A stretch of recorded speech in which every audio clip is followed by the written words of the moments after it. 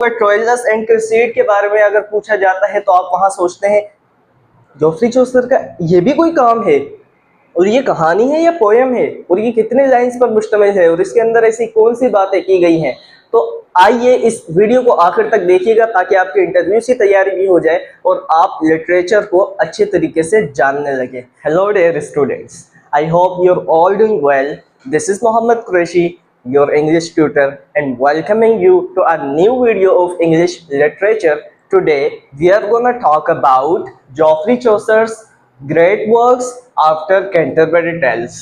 देखिए, जैसा कि मैंने बताया था कि जॉफरी चौसर के सबसे अहम काम कैंटरबरी टेल्स के अलावा और भी हैं, लेकिन सबसे ज़्यादा जो अहमियत रखता है और इंग्लिश लिटरेचर क्लासेस में पढ़ाया जाता है दुनिया भर में, वो कैंटरबरी टेल्स ही है, जिसमें मैंने दो कहानियां आपके सामने रखी थी कैंटरबरी टेल्स की, the wife of Bath's tale और नंबर 2 द पार्टनर्स टेल।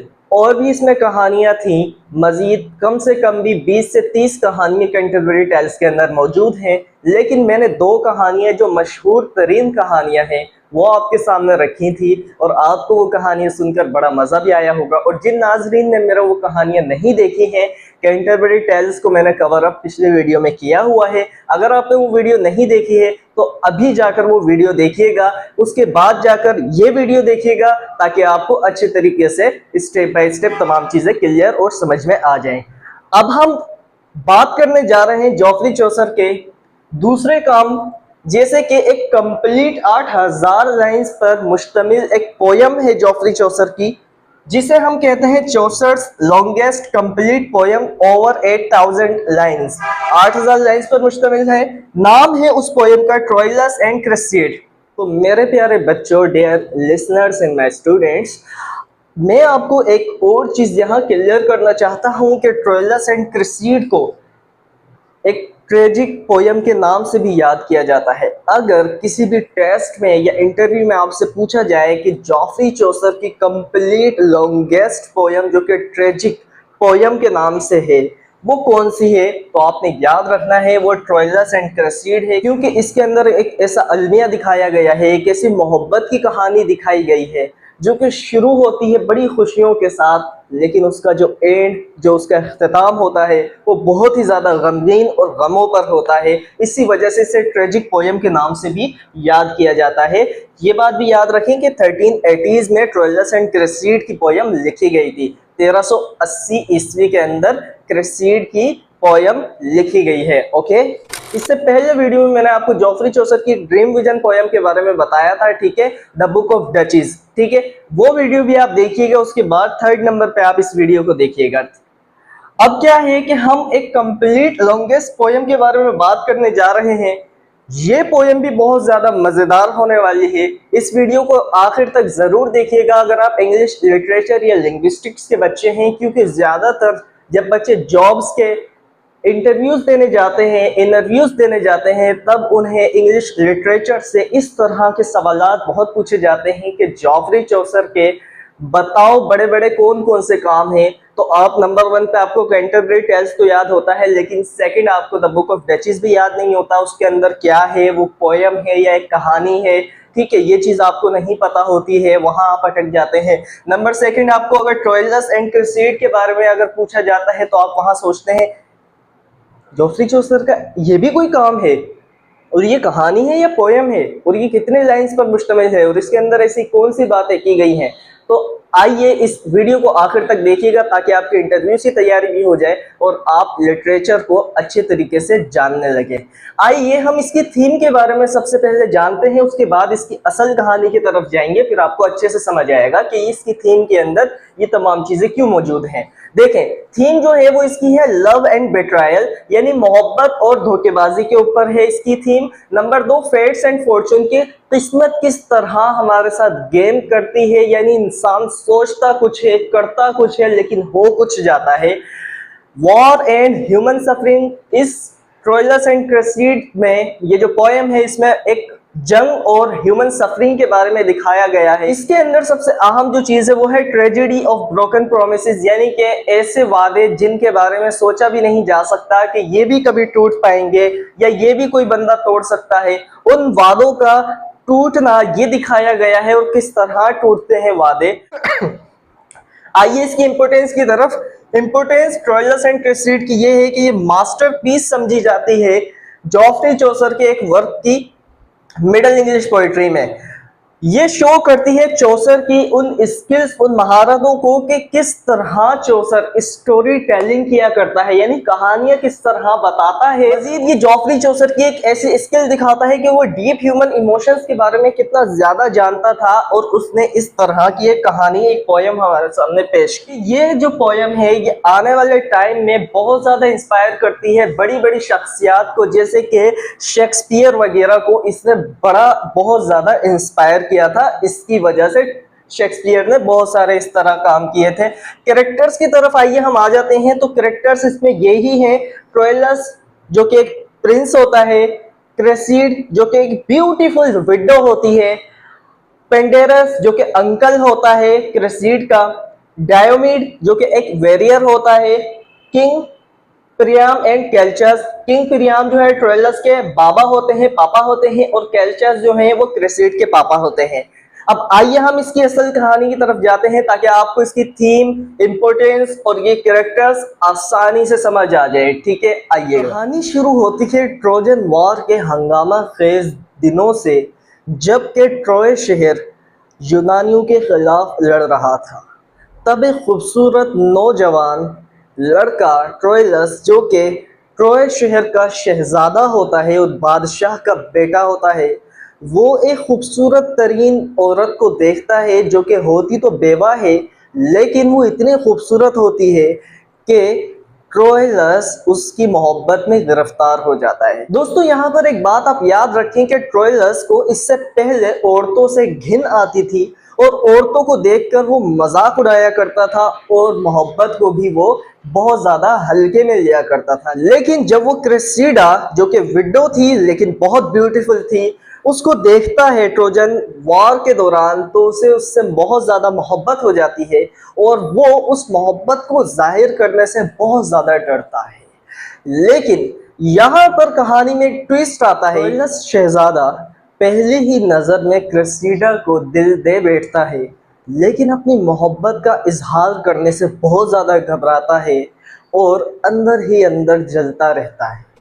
अब यहाँ पर पेंडेरस जो कि अंकल चचा होता है क्रेसीडा का, वो ट्रोइलस का बहुत अच्छा दोस्त होता है। वो ट्रोइलस को समझाता है कि अगर आपको सच्ची मोहब्बत हो गई है क्रेसीडा से तो आप उससे इजहार मोहब्बत कर दें।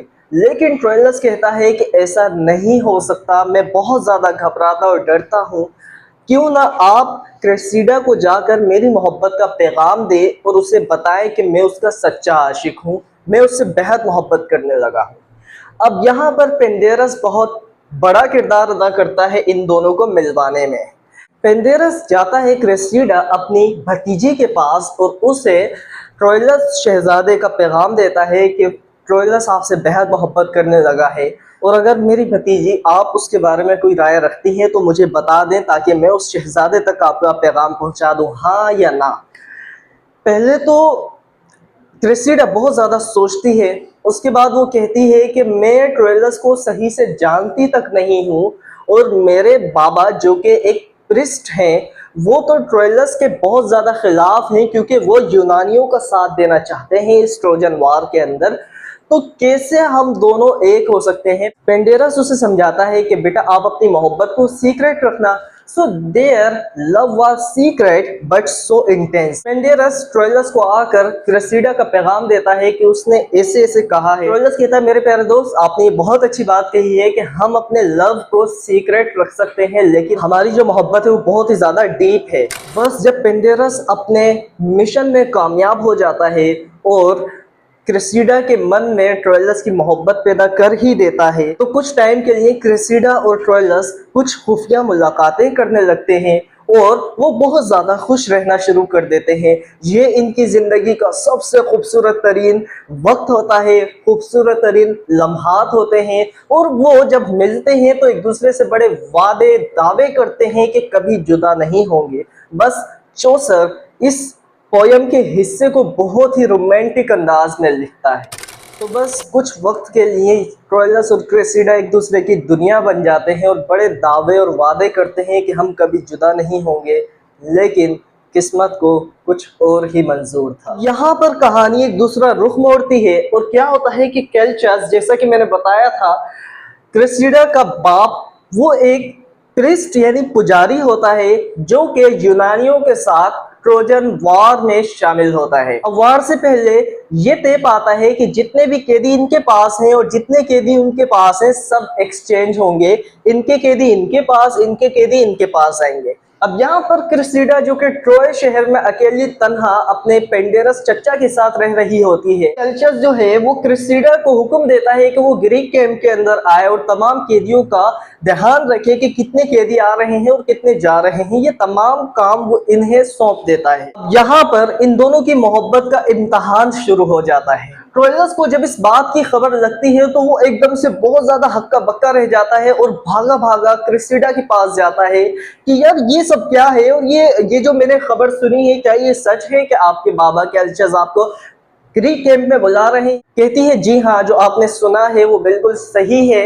वो कहती है मेरे प्यारे ट्रोइलस, मैं तुमसे वादा करके जा रही हूँ कि मैं वापस जरूर आऊंगी ग्रीक कैंप से और तुम्हारी मोहब्बत में बेवफाई बिल्कुल नहीं करूँ। तुम इस बात से बेफिक्र हो जाओ कि मैं तुम्हारे अलावा किसी और को चाहूंगी या किसी और से शादी भी करूंगी। बस यहीं पर ट्रोइलस को उसके मोहब्बत का यकीन आ जाता है और वो उसे जाने की इजाजत दे देता है। लेकिन इनका जो अलग होना है वो बहुत ज्यादा दर्दनाक है। क्रिस्टीडा यूनानी कैंप चली जाती है और ट्रोइलस दिन रात तड़पता रहता है और सोचता रहता है कि वो वापस जरूर आएगी और वो कब वापस आएगी, किस तरह ये टाइम कटेगा, किस तरह मैं उसका इंतजार करता रहूंगा। कई दिनों तक उसका इंतजार करता रहता है, उसकी याद में तड़पता रहता है। अब ट्रोइलस बेचारा उसकी याद में दिन रात तड़पता रहता है, लेकिन एक दिन उसे एक ऐसी खबर सुनने को मिलती है कि वो हक्का बक्का रह जाता है, उसे अपने कानों पर यकीन नहीं आता। आइए मैं बताता हूँ कि ऐसा क्या हुआ कि वो इतना हक्का बक्का रह गया। यहाँ पर एक वेरियर का नाम मैंने कैरेक्टर्स में लिखा है डायोमेड। डायोमेड जो कि एक वेरियर होता है, एक जंगजू होता है और बहुत ज्यादा बहादुर सिपाही होता है। ये जब क्रिस्टीडा को फर्स्ट टाइम ग्रीक कैंप के अंदर देखता है तो उस पर फिदा हो जाता है और उसके आगे पीछे रहने लगता है। वो अपनी मोहब्बत का इजहार भी क्रिस्टीडा के सामने कर डालता है, लेकिन शुरू में क्रिस्टीडा उसकी मोहब्बत को कबूल नहीं करती और उसे साफ कह देती है कि वो किसी और को चाहती है और वो उसी से शादी करेगी। लेकिन डायोमेड इतना चालाक होता है कि उसे पता होता है कि किस तरह एक औरत की मोहब्बत को हासिल किया जाता है, चाहे वो कितने ही दावे और वादे करके किसी से आई हो। उसको पता होता है कि अगर औरत की मोहब्बत को हासिल करना है तो फर्स्ट ऑफ ऑल उसके पेट से गुजरना होगा, यानी उसको ऐसे खाने पेश करने होंगे जो उसे बेहद पसंद हो। ठीक है, दूसरा ये कि उसके पेरेंट्स को मनाना होगा, उसके लिए उसके पेरेंट्स उसे खुद ही राजी कर लेंगे कैसे ना कैसे इमोशनल ब्लैकमेल करके। डायोमेड यहाँ पर केलचस के सामने अपने आप को बहुत ज्यादा जंगजू और बहादुर सिपाही पेश करता है और अपने आप को ऐसा पेश करता है कि वो बड़ा इंस्पायर और इम्प्रेस हो जाता है कि हाँ यार ये बंदा बहुत अच्छा है। फिर आहिस्ता आहिस्ता वो शो ऑफ करना शुरू कर देता है कि वो इसकी बेटी को पसंद करता है।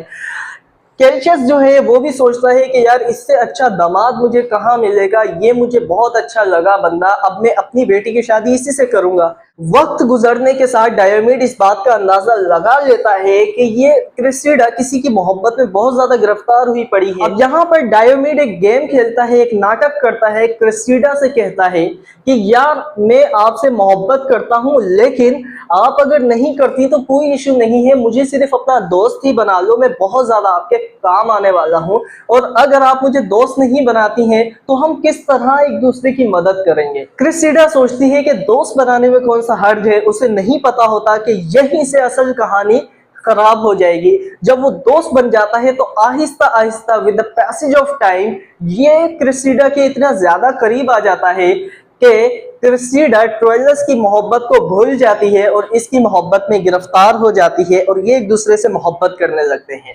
बस यही खबर थी जो ट्रोइलस सुनता है और हक्का बक्का रह जाता है, उसे अपने कानों पर यकीन नहीं आता। उसकी वजह यह होती है कि क्रेसिडा उससे बड़े बड़े दावे और वादे करके गई होती है कि वो इसे कभी नहीं छोड़ेगी और वो वापस आ जाएगी और वो इसी से शादी करेगी।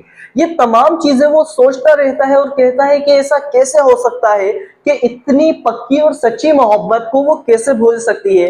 ये ट्रोइलस इतना ज्यादा टूट जाता है ये सब सुनने के बाद कि उसे अब अपनी जिंदगी का कोई मकसद ही नजर नहीं आ रहा होता और उसका मन करता है कि वो अपनी जान लेकर अपनी जिंदगी खत्म कर दे। और फिर वो जंग में निकल जाता है। ट्रोजन वार हो रही होती है, बहुत सख्त जंग चल रही होती है। वो जंग में निकल जाता है और जंग में वो बहुत ही ज्यादा बहादुरी से यूनानी जंगजुओं से, वेरियर्स से लड़ता है। लड़ते लड़ते एक अकेलीज नाम के वेरियर के हाथों एक ऐसा वार वो खाता है, एक इतना सख्त वार उस पर किया जाता है कि ट्रोइलस की वहीं पर मौत हो जाती है और ट्रोइलस वहीं मर जाता है। चौसर अपनी इस पोयम को खत्म करते हुए एक बात यहाँ पर लिखता है कि ट्रोइलस की रूह आसमानी दुनिया की तरफ जब जा रही होती है तो जमीन पर देखकर मुस्कुराती है और सोचती है कि इंसानों की मोहब्बत बेवफाई के सिवा कुछ भी नहीं है। इस दुनिया में तो मुझे वफा नहीं मिली है, चलो आसमानी दुनिया की तरफ, शायद वहां पर मुझे किसी से वफा मिल जाए। और सोचता है कि दुनियावी मोहब्बत और ख्वाहिशात सब फानी है और असल सुकून और वफा इंसान को आसमानी दुनिया में ही मिल सकती है। तो वो आसमानी दुनिया की तरफ परवाज कर जाता है और यहीं पर चौसर बहुत ही ज्यादा एक ट्रेजिक लव स्टोरी के तौर पर और बहुत ज्यादा डीप इमोशंस के साथ इस पोयम का एंड कर देता है। So dear viewers and my students, अब आप इस कहानी को याद रखने के लिए इसकी समरी कर सकते हैं। पॉइंट्स बाय पॉइंट्स मैं आपको इस बोर्ड पर लिख रहा हूं, आप इसे अपनी कॉपी में नोट्स जरूर करिएगा, ठीक है। So first of all let me erase all of these.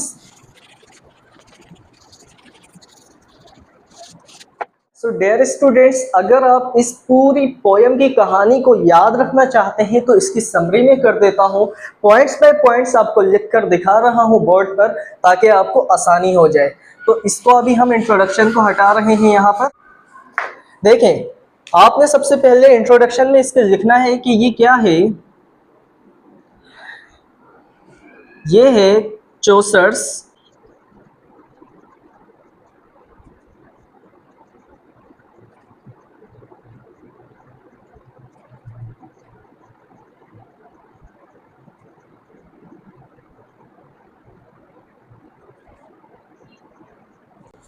आप लिखेंगे चौसर्स लॉन्गेस्ट कंप्लीट पोयम, जो कि 8000 लाइंस पर मुश्तमिल है।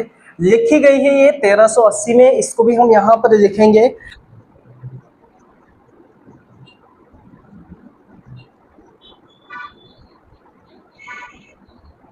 1380 में लिखी गई है, ठीक है।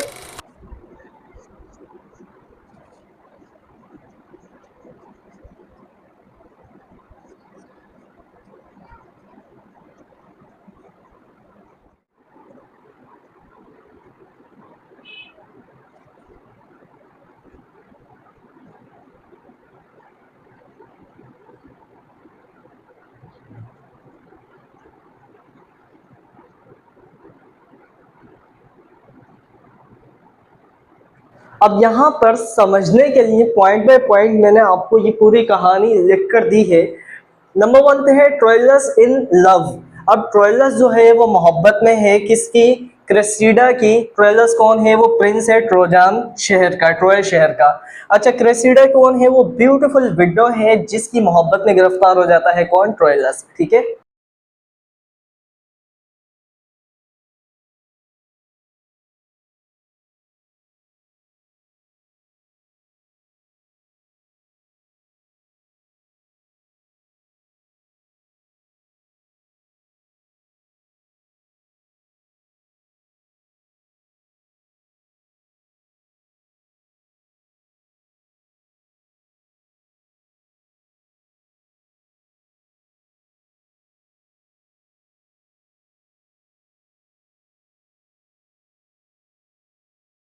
अब आप यहाँ पर लव अफेयर का पॉइंट लिखेंगे और आगे उसके लिखेंगे with the help of Pandarus Cressida's uncle they both becomes lovers their love is secret but deep intense. क्या होता है कि पेंडेरस जो कि क्रेसिडिया का चच्चा होता है, उसकी हेल्प के जरिए इन दोनों का लव अफेयर चलता है। इनकी जो मोहब्बत होती है वो सीक्रेट होती है, लेकिन बहुत ज्यादा गहरी और बहुत ज्यादा शिद्दत वाली मोहब्बत इन दोनों के एक दूसरे से हो जाती है।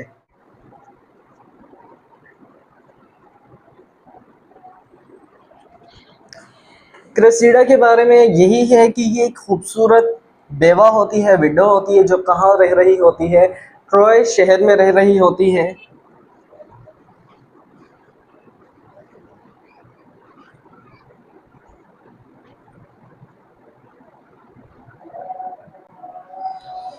She promises Troilus that she will return to him. वो प्रॉमिस करती है ट्रोइलस को कि वो उसके पास दोबारा आ जाएगी ग्रीक कैंप से।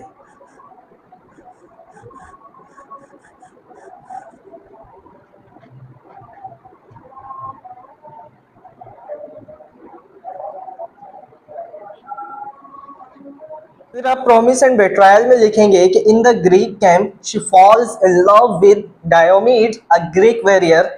ग्रीक कैंप में एक डायोमीड नाम का ग्रीक वेरियर होता है जिसकी मोहब्बत में गिरफ्तार हो जाती है क्रेसिडा। फिर आप यहाँ पर ट्रोइलस की ट्रेजेडी में लिखेंगे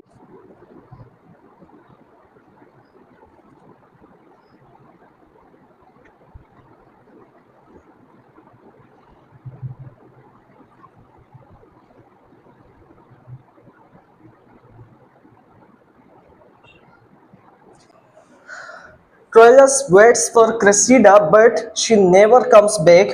ट्रोइलस जो है वो बहुत ज़्यादा इंतज़ार करता है क्रेसिडा का, लेकिन वो कभी भी लौट कर वापस नहीं आती।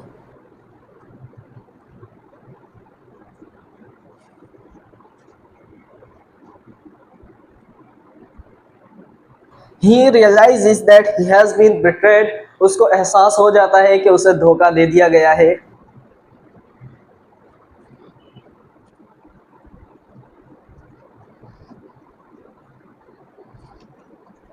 Finally, Troilus dies in battle and the story ends in grief. Finally क्या होता है, आखिरकार ट्रोइलस मारा जाता है जंग में और स्टोरी का यही इख्तिताम हो जाता है और बहुत ही गमगीन इसका इख्तिताम होता है। तो मेरे प्यारे students and my dear viewers, आपको स्टोरी की समरी यहाँ पर समझ में आ गई होगी और पॉइंट्स बाय पॉइंट मैंने यहाँ पर Troilus in love, love affair, Cressida, promise and betrayal, Troilus tragedy और आगे थोड़ा थोड़ा सा इनके बारे में डिस्क्राइब कर दिया है। अब आपको ये कहानी पूरे तरीके से समझ में और याद हो जानी चाहिए। अभी के लिए इतना ही। अल्लाह हाफिज।